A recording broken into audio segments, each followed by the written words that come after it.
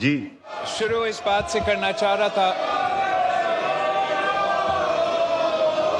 یہ بلاول صاحب کا مائک چیک کریں. جناب اسپیکر, میں شروع اس بات پہ کرنا چاہ رہا تھا. میں پاکستان پیپلز پارٹی کی طرف سے اور پورا ملک کی طرف سے جو دہشت گردی کے واقعے پچھلے چند دنوں میں کراچی, اسلام آباد سے لے کے پختونخوا تک جو واقعے ہوئے ہیں ان کا میں مزاحمت بھی کرنا چاہوں گا اور یاد دلوانا چاہوں گا. اس ہاؤس میں جو منتخب نمائندے موجود ہے, چاہے وہ ٹریزری بینچز سے تعلق رکھے یا وہ اپوزیشن بینچز پہ بیٹھے ہوئے ہو, کہ جہاں ہمارا سیاسی اختلافات ہو سکتے ہیں, نظریاتی اختلافات ہو سکتے ہیں, جہاں تک اس ملک کی سلامتی کی بات ہے, جہاں تک اس ملک کے دشمن اور مخالفوں کی بات ہے, اور جہاں تک ان دہشت گردوں اور ان درندوں کے مقابلے کرنے کی بات ہے, تو نہ صرف اس پورا ہاؤس کو ایک ہونا چاہیے مگر اس پورا ملک کو ایک ہو کے ان کا مقابلہ کرنا پڑے گا. اور انشاءاللہ تعالی جناب اسپیکر, کہ ایک بار پھر تو دہشت گرد اپنے سر تو اٹھا رہے ہیں, مگر شکر الحمدللہ پاکستان نے پہلے بھی ان دہشت گردوں کو شکست دلوائے. پاکستان کے افواج نے, پاکستان کے سیاستدانوں نے, پاکستان کی سول سوسائٹی نے اور پاکستان کے عوام نے انہی دہشت گردوں کا مقابلہ کر کے شکست دلوایا. اور ہم نے پاکستان کے سرزمین پہ وہ کام کر دیا جو تمام نیٹو فورسز اور پوری دنیا ایک ہو کے افغانستان میں نہیں کر سکے. ہم نے, پاکستان کے عوام نے قربانیاں دے کے, شہادتیں قبول کر کے ان دہشت گردوں کو پہلے بھی شکست دلوائے اور انشاءاللہ تعالی ایک بار پھر ہم ان کو شکست دلوائیں گے. جناب اسپیکر, ہم ایک سال پہلے 26 امینڈمنٹ پاس ہوا اور اس 26 امینڈمنٹ میں میرا اور پاکستان پیپلز پارٹی کا پورا کوشش تھا, ہم نے مہینوں کا محنت اس بات پہ لگایا تھا کہ ہم کوشش کریں کہ کنسنسس کے ساتھ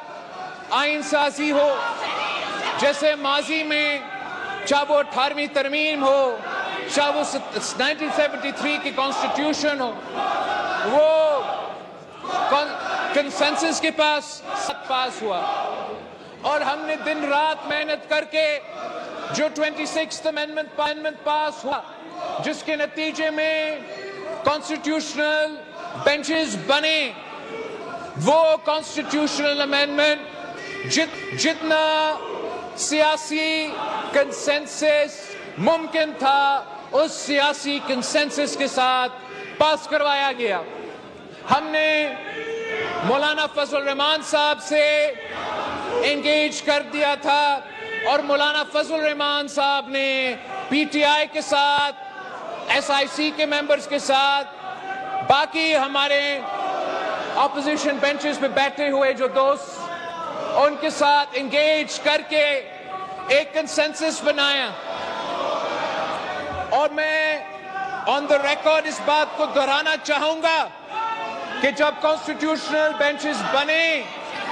تو نہ صرف مولانا فضل الرحمان صاحب بھی ساتھ تھا, مگر ووٹ دیے بغیر پاکستان تحریک انصاف بھی ساتھ تھے. پاکستان تحریک انصاف کے اعتراضات کے بعد پچھلی دفعہ ہم نے آئینی عدالت کے بجائے آئینی بینچ بنایا.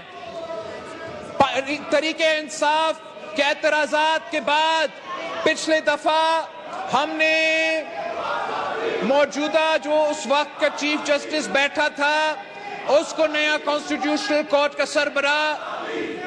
وہ نہیں بن سکا. یہ تمام ان پٹ پی ٹی آئی وایا مولانا فضل الرحمان صاحب اس امینڈمنٹ میں موجود تھا. یہاں تک کہ جب مولانا فضل الرحمان صاحب اس 26th امینڈمنٹ پہ ووٹ دینے جا رہا تھا اس نے پی ٹی آئی سے اجازت مانگا کہ اگر آپ اجازت دیتے ہو تو پھر میں اس پہ ووٹ ڈالنے جاؤں, آپ اگر منع کرتے ہو تو میں ابھی بھی ووٹ نہیں ڈالوں گا. انہوں نے ہم سب کے سامنے مولانا صاحب کو اجازت دیا اور آئینی ترمیم 26th امینڈمنٹ ہو گیا تھا, مکمل ہوا. ہم نے وہ اس مرحلہ سے گزرا. آج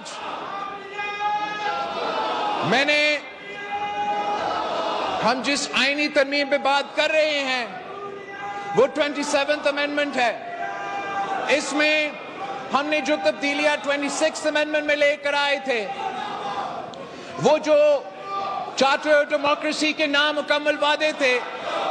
وہ ہم مکمل کرنے جا رہے ہیں. کانسٹیٹیوشنل کورٹ بنانے جا رہے ہیں اور ساتھ ساتھ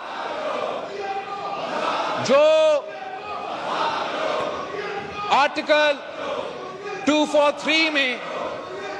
جو بھارت کو شکست دلوانے کے بعد وزیر اعظم صاحب نے یہ فیصلہ کیا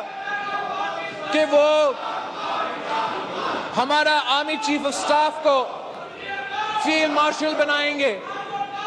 ہم نہ صرف اس فیلڈ مارشل کی رینک کو عہدہ کو آئینی تحفظ دلوا رہے ہیں مگر جو ڈیفنس کی ہمارا آئین میں جو ڈیفنس کے انسٹیٹیوشنز میں ادارے ہیں ان کے بارے میں کچھ ترمیم لے کر آ رہے ہیں. پاکستان پیپلز پارٹی اور میں یہ سمجھتا ہوں کہ کسی امینڈمنٹ کا اصل اسٹرینتھ, کسی لیجسلیشن کا اصل اسٹرینتھ یہ نہیں ہوتا کہ وہ کتنا بھاری اکثریت سے آپ وہ آئین سازی یا لیجسلیشن میں ترمیم لے کر آتے ہو. کسی آئین کا قوت, کسی لیجسلیشن کا قوت تو اس سے وہ اس اکثریت سے نہیں ملتا. وہ پولیٹیکل کنسنسس جتنا ہے اس پولیٹیکل کنسنسس سے اس آئین سازی کو اور اس کو قانون سازی کو قوت ملتا ہے, طاقت ملتا ہے. اگر آج 1973 constitution is the undisputed unanimous constitution of Pakistan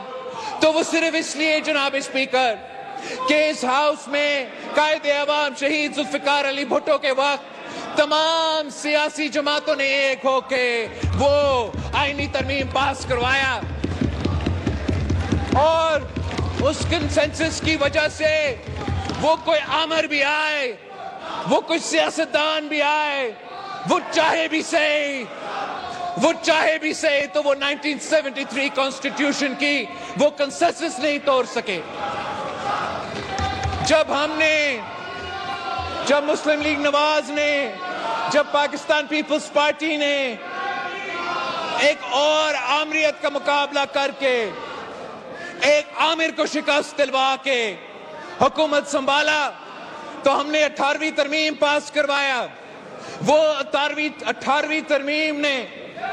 صوبہ خود مختاری, صوبے کو حقوق دلوائے, ہمارا جمہوریت میں فنڈامنٹل ریفارمز لے کر آئے اور وہ کنسنسس کی وجہ سے اس 18th امینڈمنٹ میں اتنا طاقت ہے کہ جناب اسپیکر کسی کا باپ بھی چاہے وہ 18ویں ترمیم کو ختم نہیں کر سکتے, آج دن تک ختم نہیں کر سکتے.